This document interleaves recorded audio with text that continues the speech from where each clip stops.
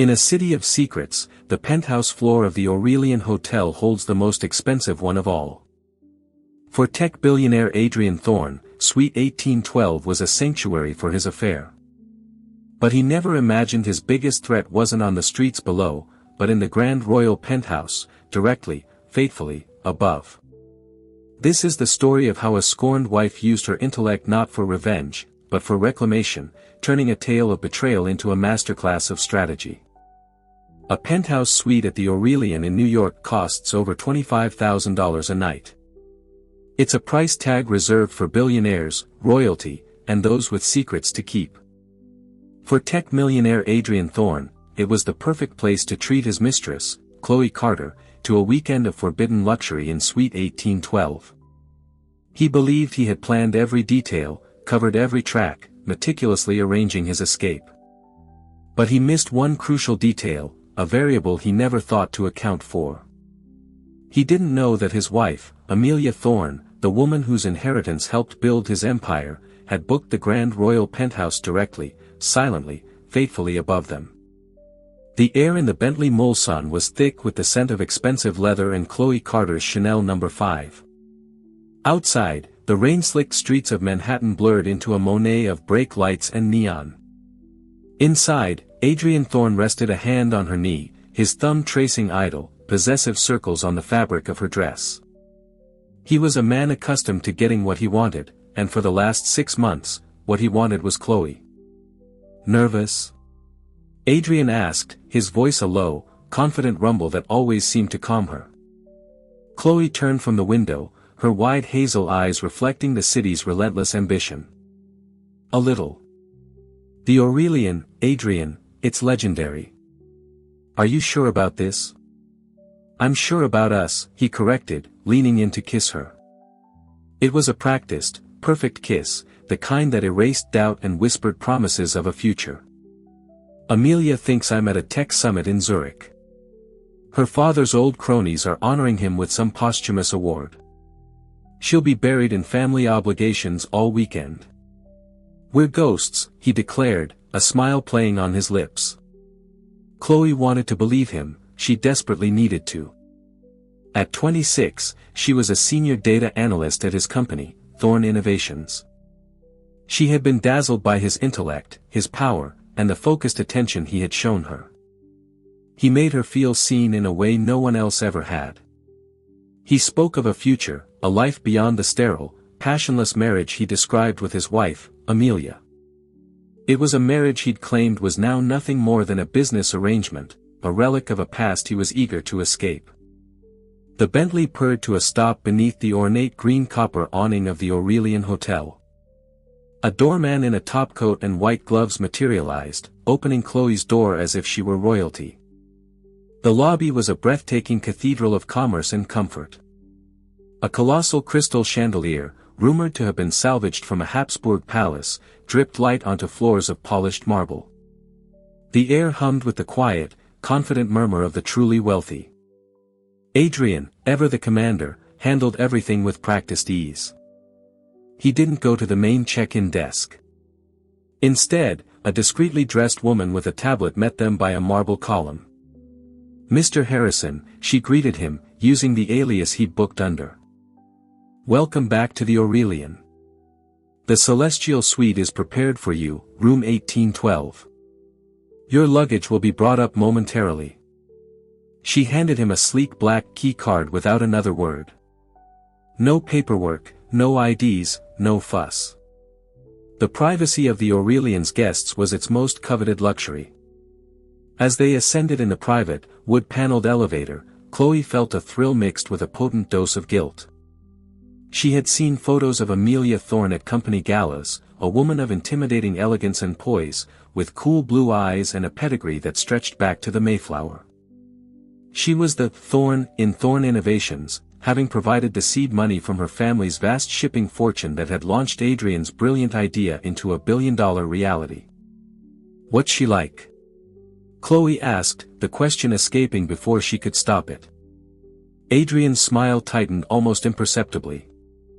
Amelia? She's organized, efficient. She runs the household like she runs a board meeting. Everything has its place, everything is scheduled. There's no room for spontaneity, for passion, he said, turning to face Chloe, cupping her face in his hands. With you, I feel alive.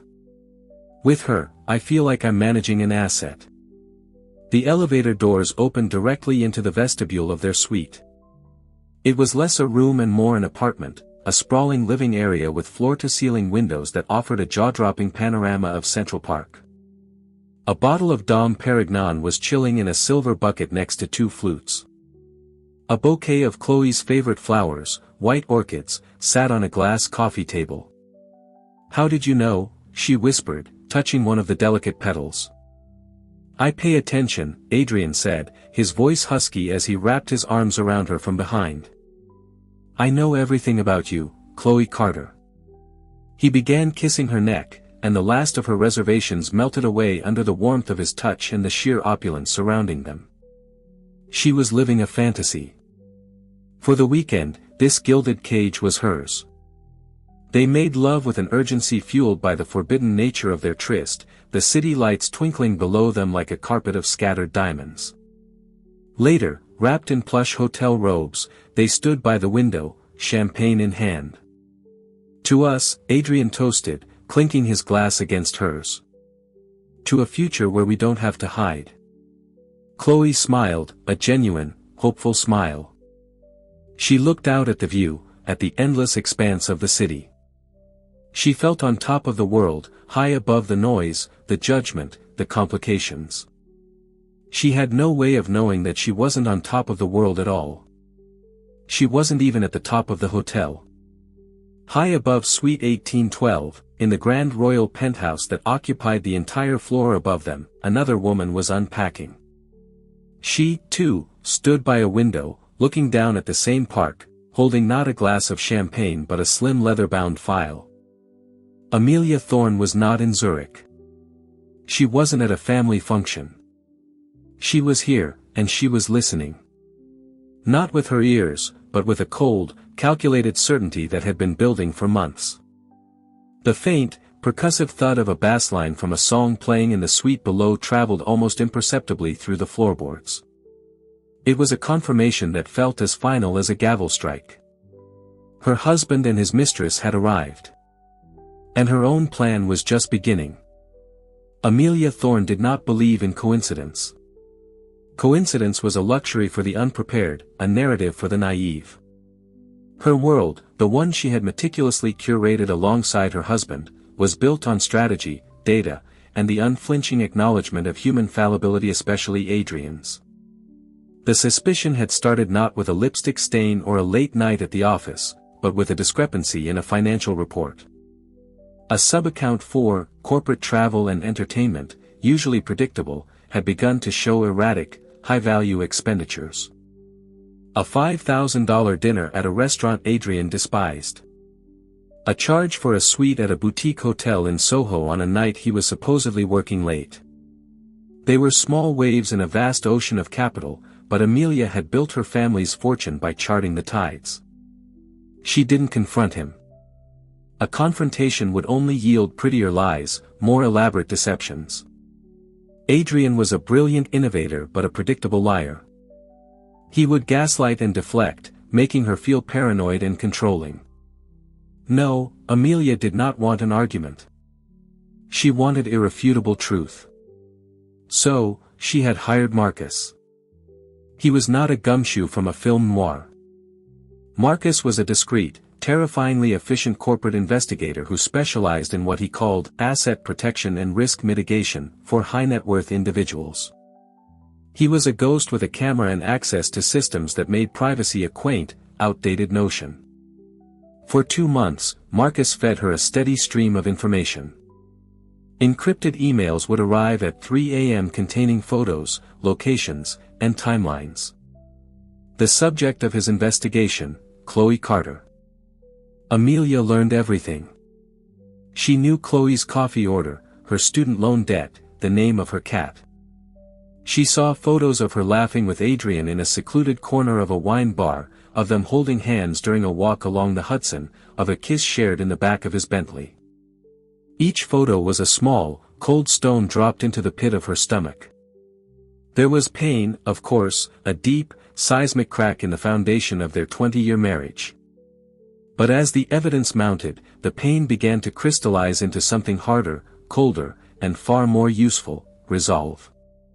The final piece had arrived 2 days ago. An itinerary, a booking at the Aurelian Hotel under the name James Harrison. Suite 1812, the Celestial Suite, for this coming weekend. The weekend he was supposed to be in Zurich. Amelia looked at the booking, at the name of the suite. Celestial. The irony was so thick it was almost suffocating. Adrian, reaching for the heavens with his little dalliance. It was then that her plan took shape. It wasn't enough to catch him. It wasn't enough to divorce him. A quiet, civilized divorce would allow him to paint her as the cold, frigid wife he couldn't connect with anymore. It would allow him to rewrite history and walk away with half of an empire her money had started. No. He had chosen to humiliate her in private. She would choose to dismantle him in public. She made a call, not to a lawyer, not yet. She called the Aurelian's general manager, a man whose daughter's tuition at NYU was funded by a Thorne family charitable grant. "Mr. Du Bois, it's Amelia Thorne," she had said, her voice calm and level. "I need a favor. I require the Grand Royal Penthouse for the weekend," an impromptu decision. There was a brief, flustered pause on the other end. "Mrs. Thorne, of course. But the Penthouse is typically booked months, if not years, in advance." "I'm aware," Amelia said, letting the silence hang in the air. "I trust you can find a way to accommodate me. Consider it a personal request." It had taken less than an hour for him to call back. The Penthouse was hers. Now, standing in the palatial living room of the Grand Royal Penthouse, she felt a strange, chilling calm. The suite was magnificent, a showcase of quiet, old-world luxury that made the celestial suite below seem like a trendy, nouveau riche afterthought. Here, the art on the walls was real, a small Degas sketch, a Miro lithograph. A grand piano stood in one corner. A private terrace offered a god's-eye view of the city. Her single suitcase sat on a luggage rack, neatly unpacked by a hotel attendant. She had brought 3 things of importance. The first was the leather-bound file from Marcus, filled with every damning piece of evidence. The second was a custom-made listening device, a highly sensitive parabolic microphone that, when placed against the floor in just the right spot, could pick up vibrations and muffled conversations from the suite directly below. It was a gift from Marcus. "Just in case," he'd said. The third item was a copy of her prenuptial agreement. She didn't need to read it, she knew it by heart. She had helped her father's lawyers draft it 20 years ago. There was a standard infidelity clause, but there was also a lesser-known, far more potent one, a morals clause tied directly to the reputation of Thorne Innovations. Any action by either partner that brought public scandal or financial disrepute upon the company was grounds for immediate, punitive forfeiture of shares. Her father had insisted on it. "A man's character is his collateral, Amelia," he had told her. "Never forget that." She walked over to the center of the vast Persian rug, knelt, and placed the listening device against the floor. Switching it on, she put on the connected headphones. At first, there was only static. Then, a faint beat emerged. Music. A pop song she didn't recognize. Then, a clearer sound, the high, bright peal of a woman's laughter. Chloe's laughter. It was a sound full of joy and abandon. A single hot tear escaped her eye and traced a path down her cheek. She did not wipe it away. She let it fall. It was the last tear she would allow herself to shed for Adrian Thorne. The grief was real, but it was now a fuel. She took off the headphones. She didn't need to hear anymore. They were here. They were happy. They were living in a fantasy world built on her money and his lies. Amelia stood up, her posture ramrod straight. She walked to the wet bar, ignoring the chilled champagne. She poured herself a small glass of Macallan 25, neat. She took a slow, deliberate sip, the fiery liquid a stark contrast to the ice in her veins. The architecture was in place. She had the blueprints for Adrian's destruction. Now, all she had to do was wait for the perfect moment to pull down the entire building. By Saturday morning, the fantasy had begun to show its seams. For Chloe, the initial euphoria had given way to a subtle, gnawing unease. Adrian, who had been so attentive and present the night before, was now distant, his focus tethered to the glowing screen of his phone. He had been scrolling through it since he woke up, a small, worried furrow in his brow. "Everything okay?" Chloe asked, propping herself up on an elbow. She was wearing one of his soft cashmere sweaters, feeling small and hopeful in the cavernous bed. "Just a market fluctuation in Singapore." "Nothing to worry your pretty little head about," he said, not looking up. The comment was meant to be reassuring, but it felt condescending. He had never spoken to her like that at the office, where he'd praised her analytical mind. Here, in this new role as mistress, it seemed her intelligence was an accessory to be admired, not engaged with. They ordered room service for breakfast. As the waiter wheeled in a cart laden with silver cloches and fresh juices, Chloe noticed Adrian's eyes dart towards the door, a flicker of paranoia in his gaze. He signed the check as Mr. Harrison with a flourish, but his hand was not quite steady. "I was thinking," Chloe said, trying to reclaim the romance, "we could go for a walk in the park later. Or maybe visit the Met. You said you'd take me to see the Sargent portraits." "Too risky," Adrian said immediately, shaking his head as he sliced into a grapefruit. "Too many people. Someone might recognize me." "Recognize us," she corrected softly. "Yes, us," he amended, but the damage was done. He saw this as his risk, his problem. She was a complication to be managed, not a partner to be protected. The first real crack appeared around noon. Adrian's personal phone, the one he'd sworn was only for her and his most trusted contacts, buzzed violently on the nightstand. The caller ID read, David Chen. "I have to take this," Adrian said, his tone clipped. He walked into the massive marble bathroom and closed the door, but the soundproofing in the suite was not as absolute as he thought. Chloe could hear the strained tenor of his voice. David Chen was Adrian's right-hand man at Thorne Innovations, the COO, a genius logistician who kept the company running while Adrian played the visionary. "David, now is not a good time." "No, I'm not in Zurich, it's complicated. Look, the European expansion can wait until Monday." "What do you mean the board is getting restless? Who's been talking to them?" Chloe sat on the edge of the bed, the pretense of their romantic bubble shattering around her. This wasn't an escape for him. It was just a different, more luxurious office from which he was still managing his complicated life. A life that she was beginning to understand she was not truly a part of. She was a secret, a diversion, a weekend getaway. When Adrian emerged from the bathroom, his face was pale. The charm was gone, replaced by a raw, stressed-out frustration. "Problems at work?" Chloe asked gently. "Nothing I can't handle," he snapped, then immediately softened his tone. "I'm sorry, darling. It's just a lot of pressure. This deal in Europe is make or break." He ran a hand through his hair. "Let's just stay in. We can watch movies, order whatever we want. Just you and me. The world can wait." But the world was already creeping in. He tried to feign relaxation, but he checked his phone every 5 minutes. He poured them more champagne, but his laughter was forced. Chloe felt a growing sense of claustrophobia. The magnificent suite now felt like a gilded cage, its floor-to-ceiling windows showing her a world she couldn't be a part of with him. She found herself thinking about Amelia again. What was she really like?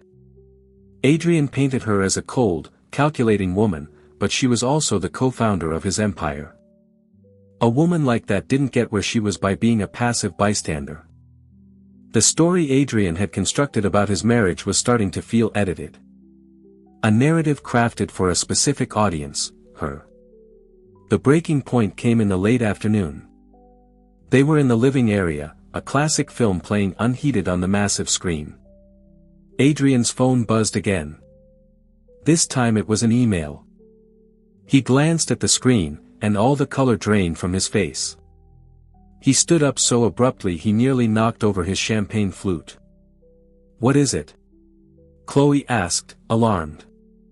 He didn't answer. He stared at his phone, his eyes wide with a terror she had never seen before. He looked like a man who had seen a ghost. He slowly turned his head and looked around the room, at the windows, at the door, as if expecting someone to burst through. "Adrian, you're scaring me. What's wrong?" He finally looked at her, but his eyes seemed to look straight through her. "We have to leave," he said, his voice a hoarse whisper. "Leave? What are you talking about? What happened?" "Don't ask questions, Chloe. Just get dressed, pack your things, now." The command was harsh, panicked. The suave millionaire was gone, replaced by a cornered animal. All the romance, all the whispered promises of a future together evaporated in the sterile, fear-laced air of the suite. The cracks in the facade had given way, revealing the rotten framework beneath. And as Chloe rushed to pack her bag, a single terrifying thought echoed in her mind. What in God's name had been in that email? Upstairs, Amelia Thorne lowered the parabolic microphone from her ear. She hadn't been able to make out the words, but she had heard the sudden shift in tone, Adrian's panicked voice, the sound of drawers opening and closing in a hurry. The email had been delivered. The first stone had been thrown, and from the sound of it, it had just shattered Adrian's perfect little world. The email that had eviscerated Adrian Thorne's composure was a masterpiece of psychological warfare. It had not come from a recognizable address but from a randomly generated, encrypted Proton Mail account. There was no text in the body of the message. There was only a subject line and a single attached image. The subject line read, "A lovely view from the Aurelian, don't you think?" The image was a high-resolution photograph. It showed Adrian and Chloe in the hotel lobby from the previous evening. They were standing near the marble column, waiting for the concierge. Adrian's back was mostly to the camera, but Chloe was in perfect profile, gazing up at him with an expression of pure adoration. Adrian's hand was resting on the small of her back in a gesture that was unmistakably intimate. The photo was time-stamped. It had been taken less than 24 hours ago. But that wasn't the most terrifying part. The photo had been taken from an elevated angle, from the mezzanine balcony that overlooked the lobby. It was a perspective that suggested the photographer wasn't just a random guest but someone who had been watching them, waiting for them. Adrian's mind raced, cycling through a Rolodex of potential enemies.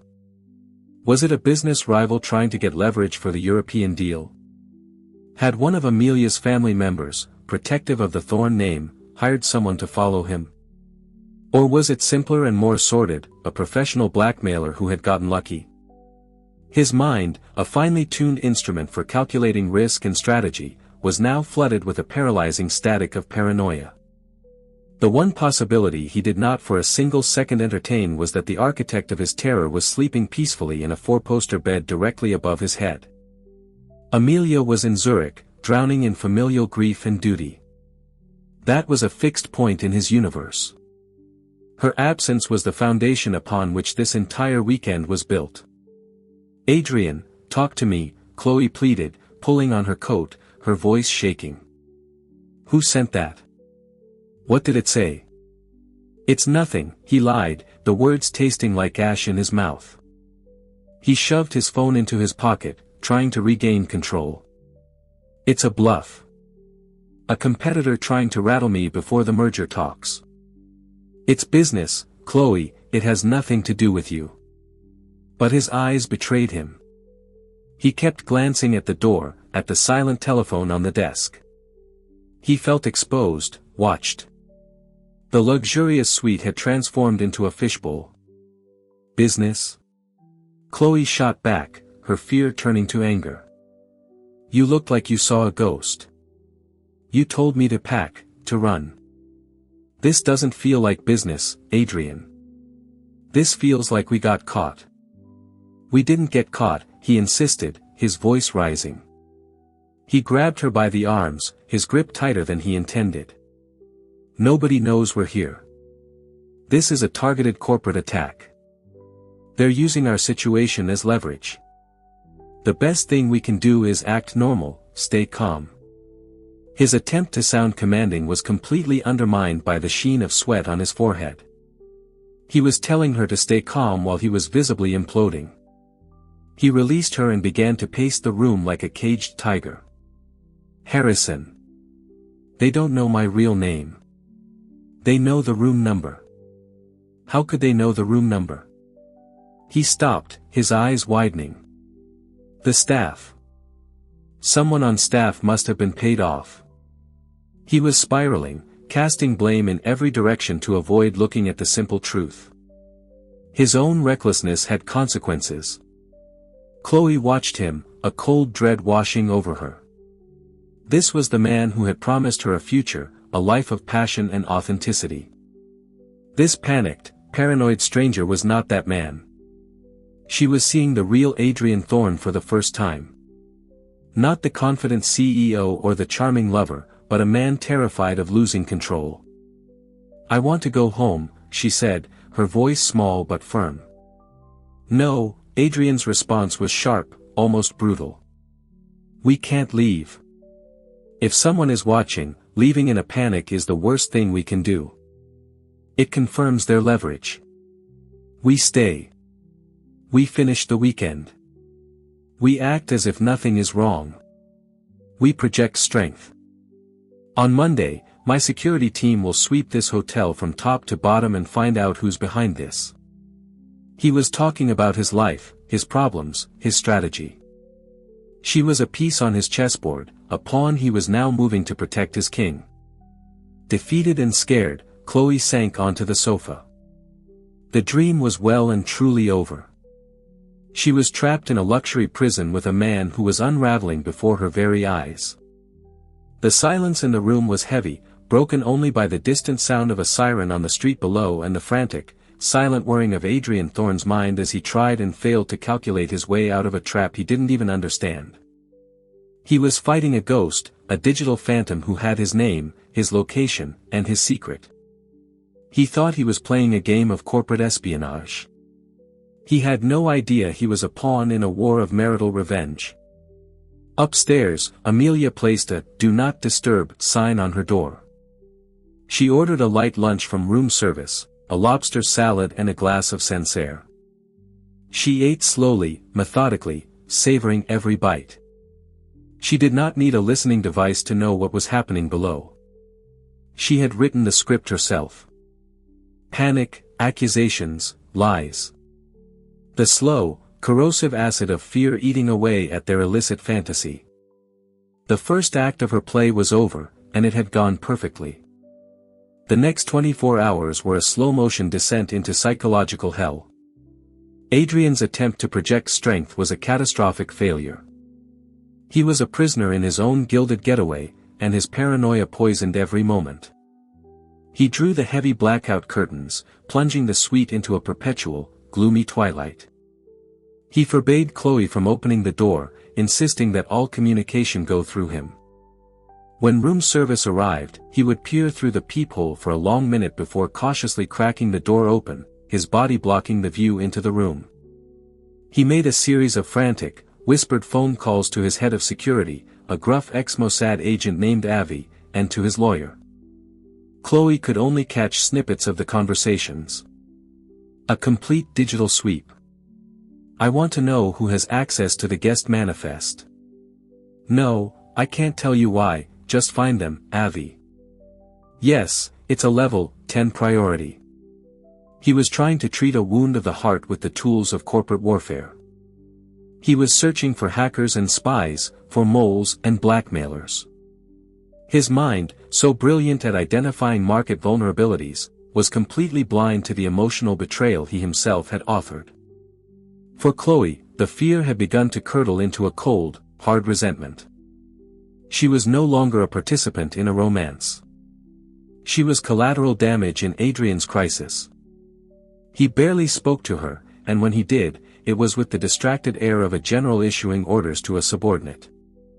On Saturday evening, he tried to salvage the situation with a grand gesture. He had the hotel set up a private, extravagant dinner in the suite, lobster, steak, and a bottle of wine that probably cost more than her rent. But the atmosphere was funereal. Adrian just pushed the food around his plate, his eyes constantly darting towards his phone, which he had placed face down on the table like a dormant grenade. "I'm sorry this weekend has been complicated," he said, his attempt at an apology sounding more like a CEO's press release. "Is that what this is? Complicated?" Chloe asked, her voice dangerously quiet. "It feels more like a hostage situation." "Don't be dramatic, Chloe." "Dramatic?" Her voice cracked. "I'm trapped in a hotel room with a man who is having a nervous breakdown because of a single email. You won't tell me what's happening. You won't let me leave. You told me this weekend was about us. But the second things get difficult, us disappears. It's all about you, your company, your secrets. You don't understand the kind of pressure I'm under," he shot back, his voice rising. "Everything I've built is on the line. Everything we've built," a voice in Chloe's head corrected her, and the thought was so jarring it silenced her. "Adrian always said, I built this company. The pressure I'm under." But that wasn't true. Amelia's inheritance, her family name, her social connections. They weren't just the seed, they were the soil the entire empire had grown in. This realization sparked a new, rebellious impulse in Chloe. While Adrian was distracted by another hushed phone call in the bedroom, she opened her laptop. Her hands trembled slightly as she typed a name into the search bar, Amelia DeWitt Thorne. The results were not what she expected. She had imagined a society wife, a relic of old money content to chair charity luncheons. The woman on the screen was a powerhouse. There were articles from Forbes and the Wall Street Journal, the quiet architect of the Thorne Empire, Amelia Thorne's Midas touch in philanthropic investing. There were photos of her not at galas, but at construction sites for the schools her foundation had built, on panels at the World Economic Forum, and shaking hands with global leaders. Her eyes in the photos were not cold but fiercely intelligent, sharp, and focused. She radiated a quiet, formidable competence that made Adrian's blustering charm seem flimsy and theatrical in comparison. Chloe scrolled deeper, a knot of ice forming in her stomach. She found articles about their marriage, society pieces from years ago. They were described as a power couple, a perfect fusion of old money and new tech.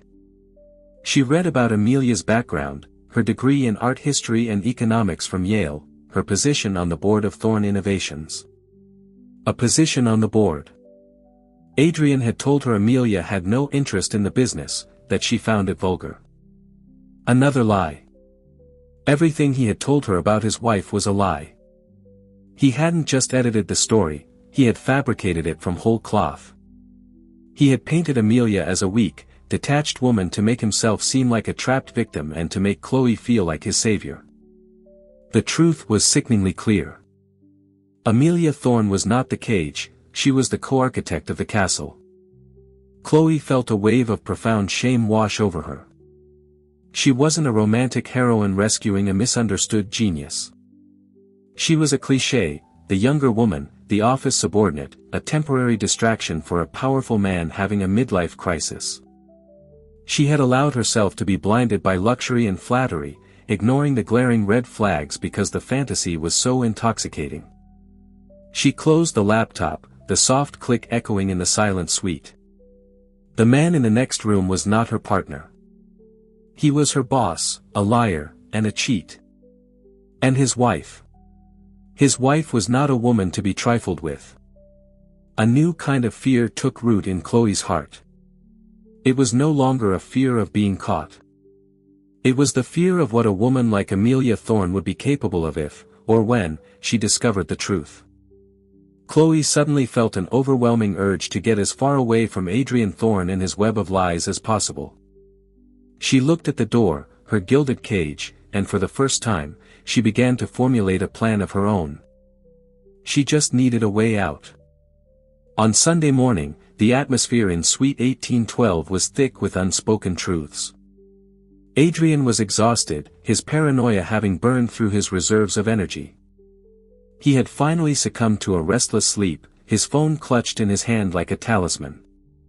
Chloe, however, had been awake all night, her mind racing. The illusion was shattered. She saw Adrian for what he was, and she saw herself for the fool she had been. Her primary emotion was no longer fear but a simmering, righteous anger. Anger at Adrian for his deception and at herself for her gullibility. She needed to get out. But Adrian's command not to leave had been absolute. A direct confrontation would be explosive and unpredictable. She needed an opportunity, a moment of distraction. It came in the form of a call from the hotel spa. "Good morning, Miss Carter," a polite voice chirped. "This is a courtesy call to confirm your 10 a.m. appointment for the rejuvenation package at the Aurelian Spa." Chloe froze. She hadn't made any appointment. "I think you have the wrong person. The appointment was made for you, ma'am, a gift from Mr. Harrison." A gift. A transparent, pathetic attempt by Adrian to placate her after their fight the night before. He must have arranged it yesterday before the world came crashing down. An idea, desperate and daring, began to form in Chloe's mind. This was her chance. "Yes, of course," Chloe said, her voice smooth and collected. "Thank you for the reminder. I'll be down at 10 o'clock. She dressed quietly, choosing a simple, elegant pantsuit. It felt like armor. When Adrian stirred, she was ready. "I'm going down to the spa," she announced, her tone leaving no room for argument. "You booked it for me, remember?" Adrian looked flustered, having clearly forgotten. "Chloe, I don't think that's a good idea. I have been locked in this room for 36 hours, Adrian," she said, her voice like ice. "I am going. If your blackmailer wants to take a photo of me in a bathrobe, let them. Frankly, I don't care anymore. This is your mess.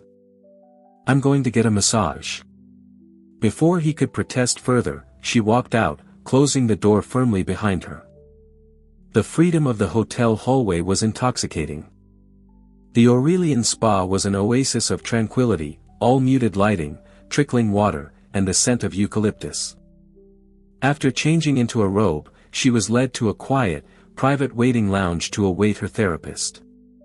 The lounge was empty, save for one other woman, sitting in a high-backed armchair, calmly reading a book.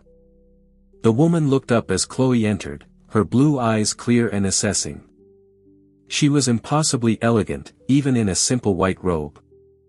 Her posture was perfect, her silver blonde hair pulled back in a chic, effortless chignon. It was Amelia Thorne. Chloe's blood ran cold, her heart hammered against her ribs. This was impossible, a cosmic, terrifying coincidence. She wanted to turn and run, but her feet were rooted to the floor. Amelia closed her book, placing it on the table beside her. She gave Chloe a small, serene smile that did not reach her eyes. "Chloe Carter, I presume. Please sit down. Don't be alarmed. This is not a chance encounter." Chloe's mind went blank. She sank into the armchair opposite Amelia, her body moving on autopilot. You're supposed to be in Zurich," Chloe stammered, the words sounding feeble and ridiculous. "Adrian is a creature of habit. His lies are rarely creative," Amelia said, her voice calm and measured, utterly devoid of the hysteria Chloe might have expected. I've known about you for 2 months, 3 weeks, and 4 days. I know you prefer oat milk in your lattes and that you've been working on the Pegasus expansion algorithm for Adrian. An impressive piece of work, by the way. Chloe stared, speechless. This wasn't a confrontation. It felt like a corporate takeover. I imagine you're wondering why I'm here, Amelia continued, folding her hands in her lap. You probably think I'm here to scream, to cry, to throw a drink in your face. That would be a waste of good scotch and my time. She leaned forward slightly, her gaze intense. I am here to offer you a business proposition. A business proposition? You've had the last day and a half to see the real Adrian, haven't you? Not the charming CEO, but the paranoid, self-serving man-child who is currently hiding under the covers upstairs. He promised you a future, didn't he? Let me be clear, there is no future. He will never leave me. Not because he loves me, but because our finances are so intractably interwoven that separating them would be the financial equivalent of unscrambling an egg. Our prenup would leave him with his salary and a pittance. I would retain controlling interest in the company. He would be ruined. Every word was a quiet fact delivered with surgical precision. He has done this before, Chloe, Amelia added, a flicker of something not pain, but weariness in her eyes. You are simply the latest in a series of distractions. The difference is, this time he got sloppy. This time, he used company funds. Amelia slid a thin tablet across the table. On the screen was a spreadsheet. It detailed charges for jewelry, for weekends away, for rent on a small apartment in Tribeca, all funneled through the corporate T&E account Chloe had seen him use. It was embezzlement, plain and simple. This is your out, Amelia said. I am calling an emergency board meeting for tomorrow morning at 9 a.m. I will be exercising the morals clause in our agreement. I have enough to remove him, but your testimony would make it undeniable. It would turn a corporate maneuver into a public execution. Chloe was stunned. My testimony? Why would I help you? Because your other option is to go down with him, Amelia stated plainly. When this breaks and it will break, the board will launch a full investigation. They will find the payments. They will find you. You'll be named in the lawsuit. You'll be fired, blacklisted in the tech industry. Adrian will throw you under the bus to save himself, claiming you extorted him. He will ruin you, Chloe. I, on the other hand, am prepared to be generous. She named a number, a severance package that would not just clear Chloe's student debt but set her up for life. Sign a non-disclosure agreement and provide a sworn statement to my lawyer detailing Adrian's use of company resources to facilitate your affair. In return, you get this package, a letter of recommendation for your work on Pegasus, and you disappear. You get to start over, clean. He gets what he deserves. Chloe looked from the tablet to Amelia's unblinking eyes. She saw the trap she was in laid bare. Adrian's trap of lies. And now Amelia's trap of logic. But Amelia's trap was also an escape hatch. She thought of Adrian's panic, his lies, his condescension. She thought of the formidable woman sitting before her, an architect of vengeance who wielded facts and figures like weapons. There was no contest. What do you need me to do? Chloe asked, her voice steady for the first time in days. A slow, satisfied smile finally touched Amelia Thorne's lips. It was the smile of a chess master who has just said, checkmate. First, Amelia said, picking up her book, you go back upstairs and you enjoy the rest of your weekend. Let him think he's still in control. Returning to Suite 1812 was the most difficult performance of Chloe's life. She had to feign a relaxed, post-spa glow, masking the adrenaline coursing through her veins. The power dynamic had shifted entirely. She was no longer Adrian's pawn. She was Amelia's knight. Feeling better? Adrian asked, relieved to see her return without incident. Much, Chloe said, giving him a placid smile. You were right. It was silly to be so worried. For the rest of the day, she played the part of the mollified mistress. She allowed him to believe his pathetic attempt at a spa day had worked. She watched movies with him, let him hold her hand, and listened to his renewed, hollow promises about their future. Every word from his mouth was now transparently false, and it took all her willpower not to laugh in his face. He was a condemned man enjoying his last meal, and he had no idea. That evening, Chloe received a text from an unknown number. 8:45 a.m. tomorrow. Black car waiting on 58th Street. My lawyer's name is Arthur Jennings. He will have your statement ready to sign. Be ready. The next morning, Chloe dressed with meticulous care. As Adrian showered, she packed her small bag. When he emerged, wrapped in a towel, she was standing by the door. I'm heading out early, she said, her voice breezy. A friend of mine is in town, and I promised I'd meet her for breakfast before she flies out. It was a weak lie, but his mind was already on the battles he expected to fight at the office.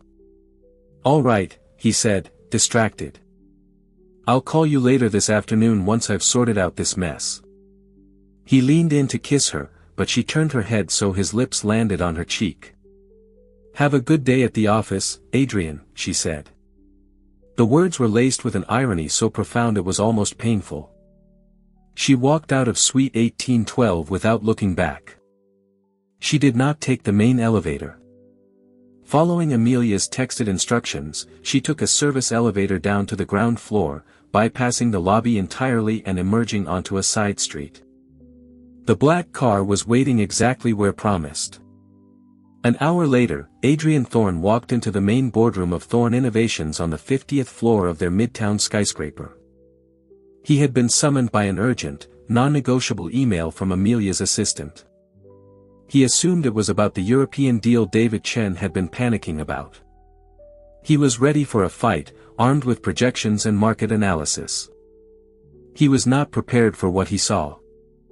The entire board was present, their faces grim and unreadable. His partner, David Chen, sat at the far end of the table, refusing to meet his eye. And at the head of the table, in his chair, sat Amelia. She looked radiant, dressed in a sharp navy blue power suit.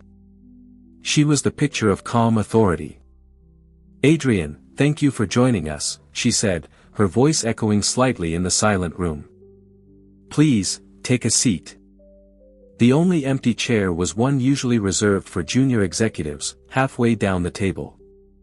Humiliated, he sat. We're not here to discuss the European expansion, Amelia began, her voice cutting through the tension. We're here to discuss a serious breach of corporate governance and the flagrant misuse of company assets. On the massive screen at the front of the room, where Adrian expected to see a stock chart, an image appeared. It was the photo from the hotel lobby. Then another, and another. A slideshow of his entire affair with Chloe Carter, curated by Marcus Thorne. Whispers and shocked murmurs filled the room. Adrian shot to his feet. What is the meaning of this? This is a private matter. It has no place. It became a corporate matter, Adrian, Amelia interrupted, her voice like steel, when you started funding it with corporate money. The slideshow changed to a spreadsheet. It was the same one Amelia had shown Chloe. Line by line, it detailed every expenditure. The jewelry, the secret apartment, the weekend at the Aurelian. Every dollar tied to his affair, embezzled from their shareholders. David Chen finally spoke, his voice heavy with disappointment. We've cross-referenced the expense reports with your corporate card, Adrian. It's all there. The board has been presented with irrefutable evidence. Adrian was speechless, his face ashen. He looked at Amelia, truly seeing her for the first time in years. Not as his wife, but as his adversary, his executioner.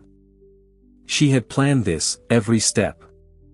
The Zurich story, the hotel, the board meeting. It was a perfectly executed corporate coup disguised as marital revenge. And finally, Amelia said, delivering the coup de grace, "We have a sworn statement from the employee involved." The boardroom door opened. Arthur Jennings, a lawyer with a shark smile, walked in, and behind him was Chloe Carter. If Adrian had looked like he'd seen a ghost in the hotel, he now looked like a man whose soul had been ripped from his body. He stared at Chloe, his mouth agape. He saw no fear in her eyes, no regret. Only a cold, quiet resolve. She had not been his partner in crime. She had been the star witness for the prosecution. Chloe did not look at Adrian. She looked directly at the board members. "Mr. Thorne pursued a relationship with me under false pretenses and used company resources to do so," she stated, her voice clear and strong. "I was led to believe his marriage was over and that his intentions were honorable.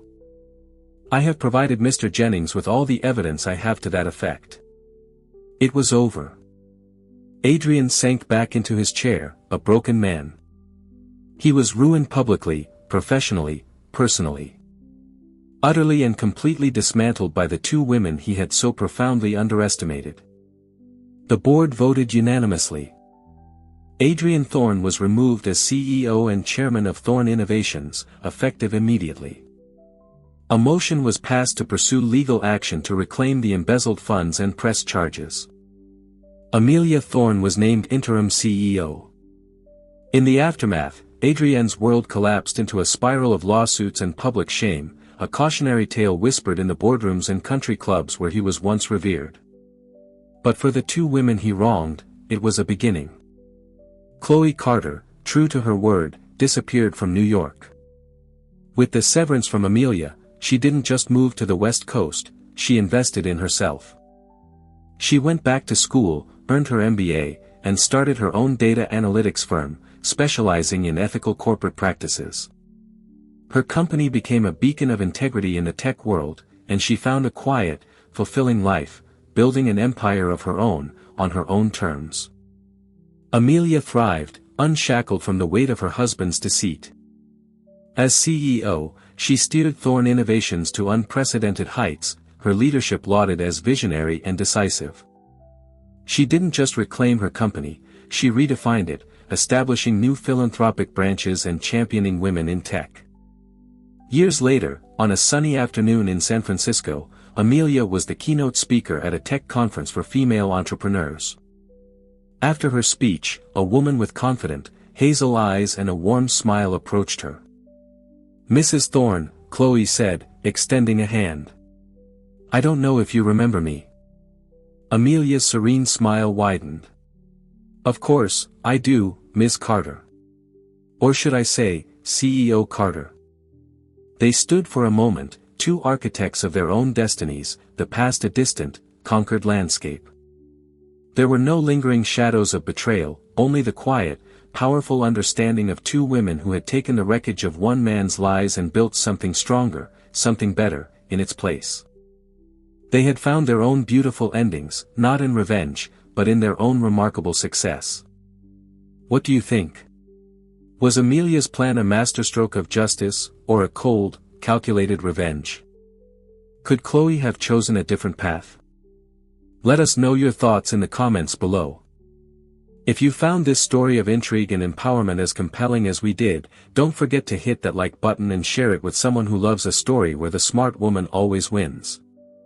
And most importantly, subscribe to our channel and hit the notification bell for more dramas that show what happens when secrets and lies finally fall apart.